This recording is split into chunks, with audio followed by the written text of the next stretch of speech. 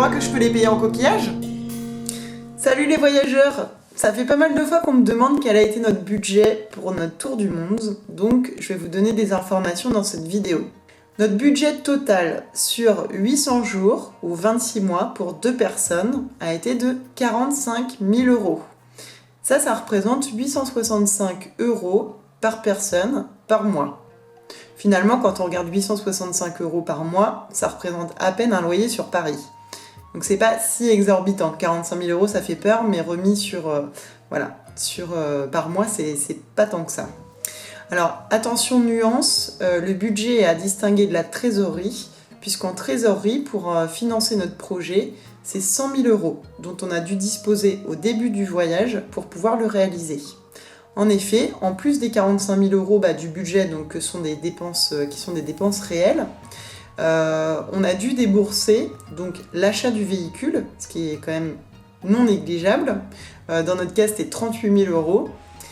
Et le dépôt d'une valeur sécurisée auprès de l'Automobile Club de France à Paris pour l'émission de ce qu'on appelle le carnet de passage en douane pour le véhicule. En fait, c'est son passeport. Ça veut dire que, en théorie, si on rentrait dans un pays, on devrait s'affranchir de grosses taxes d'importation dans le pays, mais que grâce à ce carnet, dans certains pays du monde, il est obligatoire, dans d'autres, il est facultatif. Grâce à ce carnet, on est absous, on est exempt de ces taxes d'importation et de pas mal de démarches. Ça facilite, et c'est parfois obligatoire, comme au Japon, ou en Iran, ou en Égypte. Donc voilà, donc ces 38 000 € qu'on a mis dans le véhicule, on les a récupérés en très grosse partie à la fin, puisqu'on a revendu le véhicule. Et pareil, ce qu'on a mis dans l'Automobile Club de France, puisqu'on a ramené le véhicule, ça dans le carnet il suffit d'un tampon de l'administration française, on a récupéré donc notre trésorerie. Voilà, alors maintenant on peut se concentrer sur le budget. Ce que je voudrais d'abord vous dire, c'est que ce que je vais vous présenter maintenant, c'est le reflet aussi de choix qu'on a fait pour notre voyage.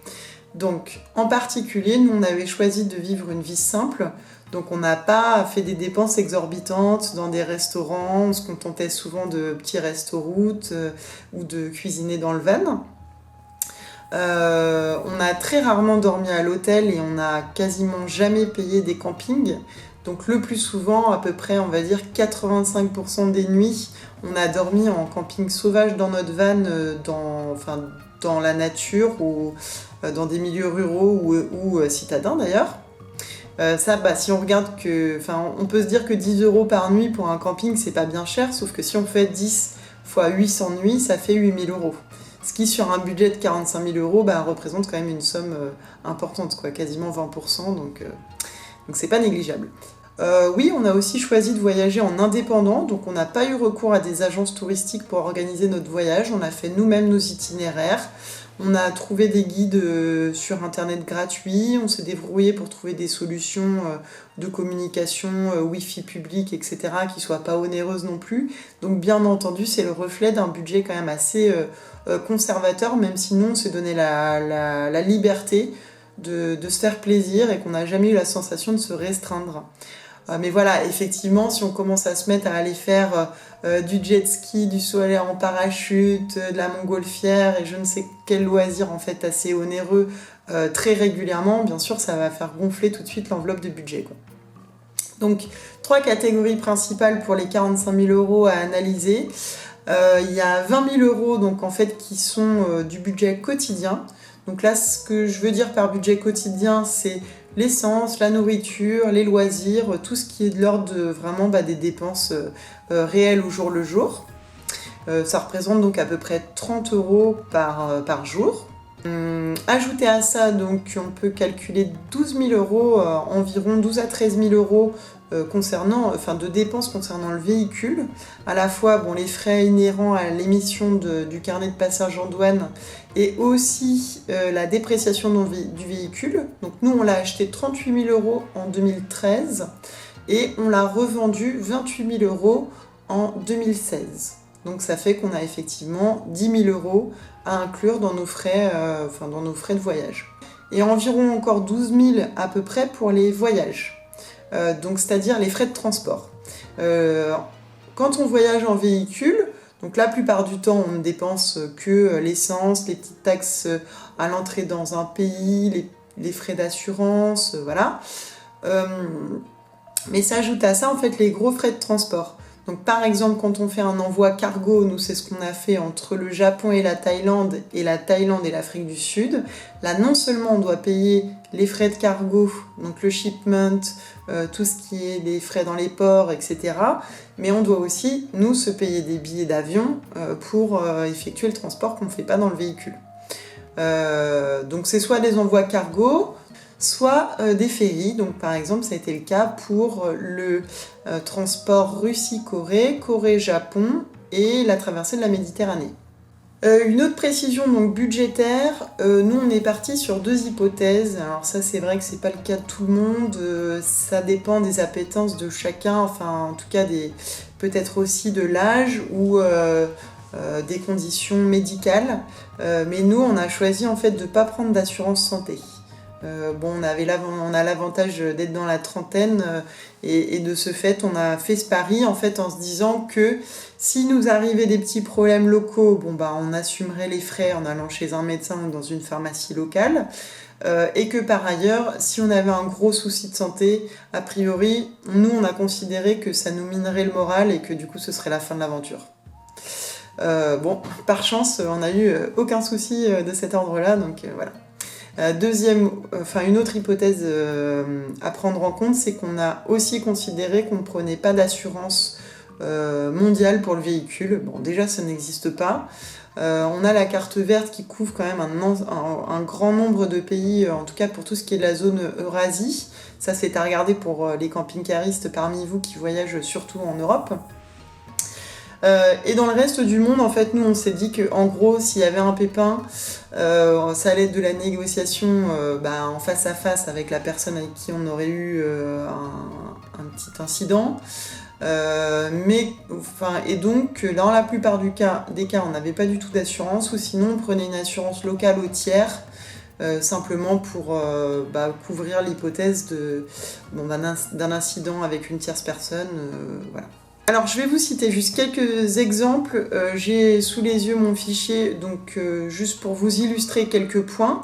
Donc dans les frais quotidiens par exemple, j'incluais tout ce qui est visa aussi. Alors je pourrais peut-être faire une vidéo sur les visas si ça vous intéresse, comment les obtenir par la route.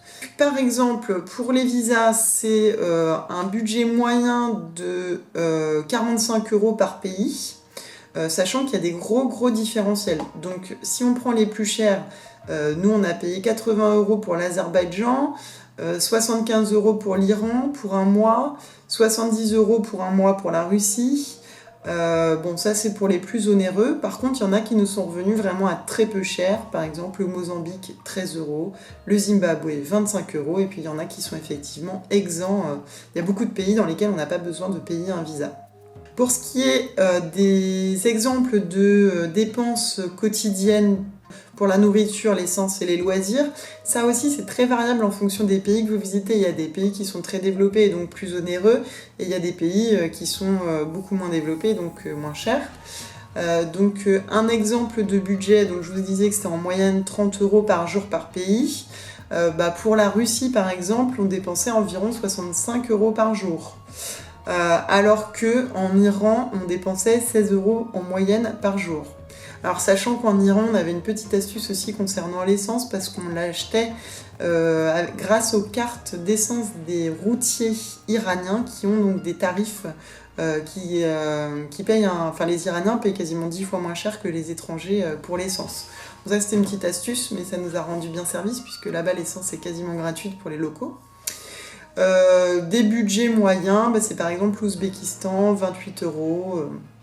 Alors des exemples de frais liés au véhicule. Donc le transport cargo, par exemple de la Thaïlande à l'Afrique du Sud, nous a coûté environ 2600 €. Alors si vous le souhaitez, je pourrais faire une vidéo aussi sur les transports cargo et ferry. C'est ce qu'il y a de plus compliqué avec la gestion du gaz dans un voyage de ce type-là. Dans les frais qu'on a dû faire au fil de l'eau, on n'en a pas fait beaucoup. Souvent, ça a concerné les pneus. Par exemple, 250 € pour des pneus Pirelli à Lusaka, Ou alors des plaquettes de frein, 130 €. Bon voilà, en moyenne, les taxes d'entrée, en fait, il n'y a pas trop de moyenne pour les taxes à payer à l'entrée pour le véhicule dans les pays qui ne reconnaissent pas le carnet de passage ou qui ont des réglementations particulières. Par exemple, au Turkménistan, c'était très cher, 77 € pour l'entrée, alors que l'Arménie, on a payé 15 €. Bon, enfin, c'est pour vous donner un ordre de grandeur. Les assurances, c'est pareil, ça a pas mal dépendu. Par exemple, en Arménie, on a payé 14 €. Bon, parfois ça a été... En Zambie, c'était 15 €, un mois pour une assurance sautière. Pour le reste de l'Afrique, on avait pris une assurance Comesa, donc c'est une assurance jaune, là. Ça, pareil, c'était pas encore très très officiel parce que normalement, il fallait être immatriculé dans un pays africain. Nous, on a réussi par dérogation plus ou moins à l'avoir comme ça. C'était 66 € et ça coûtait environ... Ça couvrait environ une dizaine de pays, donc ça nous a fait quasiment toute l'Afrique. Et pour finir ce tuto qui tue, une citation de Coluche. Étant donné que nous vivons dans un monde qui est corrompu par l'argent, tout ce qui est gratuit est bon à prendre. Bonne compression de budget. Voyager plus longtemps en dépensant moins. Tu likes? Tu likes? Tu likes? J'adore! Littéralement, j'adore! Peut-être qu'un jour on aura envie de repartir sur la route. Et là, tes likes, pour nous, ce sera un gros coup de pouce.